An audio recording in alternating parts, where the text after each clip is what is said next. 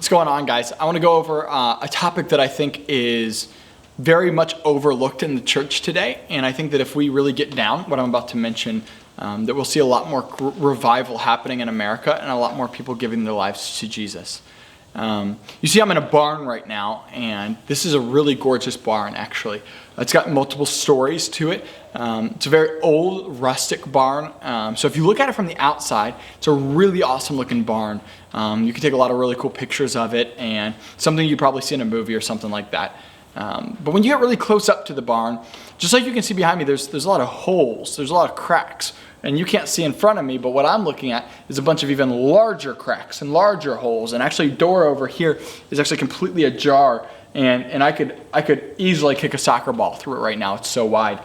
And my point in saying that is, I believe I can relate that a lot to our Christian life.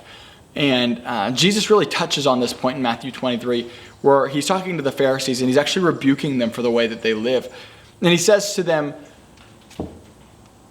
when I see you, I see a cup that on the outside is really clean, but if you flip the cup open and look at the inside of the cup, you see that it's filthy on the inside.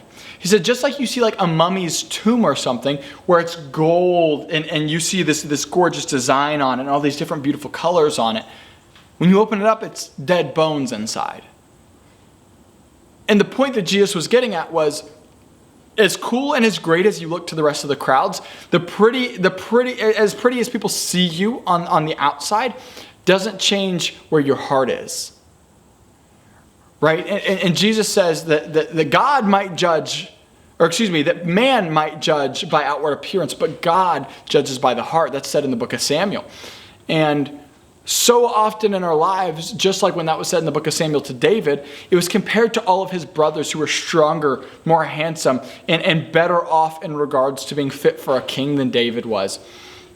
Yet David's father didn't even consider David to be one of the people who would be an option for the heir to the throne, simply because he knew his son and he knew that he was the young runt of the pack, right? He was a shepherd boy. Yet Samuel said, I haven't seen all your children, right? David's dad shows all of his kids other than David to Samuel for Samuel to pick the next king. And Samuel says, something's not sitting right in my spirit. There's one son that you still have yet to show me.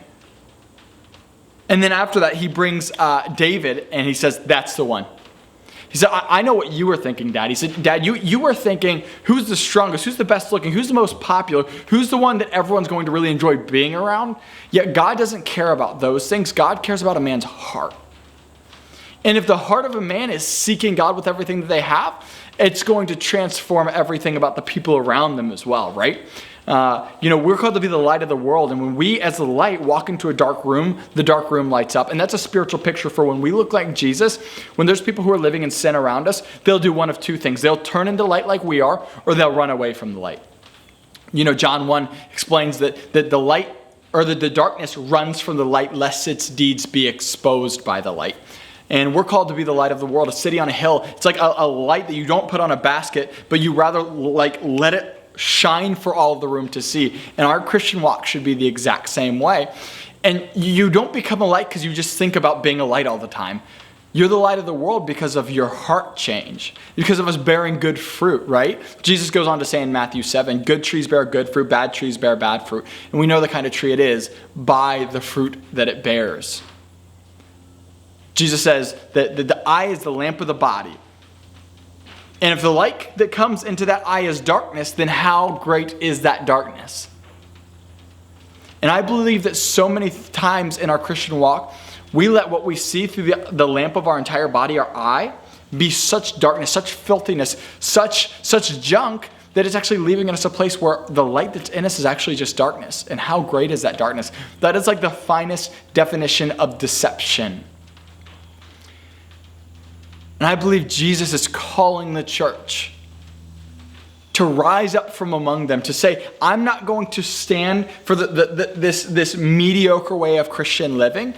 and I'm done living in such a way where there's a lot of cracks in my barn, where there's a lot of holes to be filled.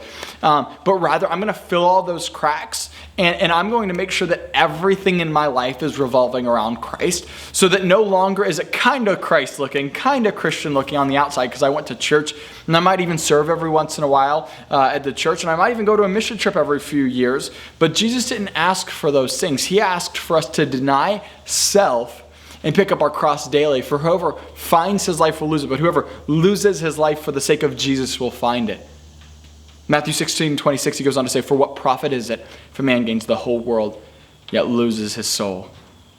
Just like this barn on the outside, everybody's saying, wow, he's successful, he's cool, she's popular, she's awesome, she's pretty, she's all that everybody could ever want. But inwardly is Jesus saying, wow, this is my beloved son or daughter in whom I'm well pleased with the way that they're living. Because if we can't hear Jesus say that, then why does it matter what everybody in the world has to say? Right?